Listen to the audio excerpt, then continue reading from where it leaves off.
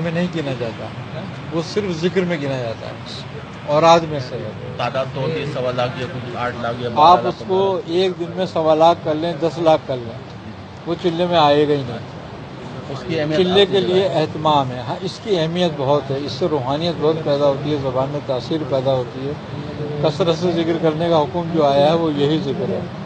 اٹھتے بیٹھتے سوتے جاگتے ہر وقت فکر میں آدمی لگا رہا ہے۔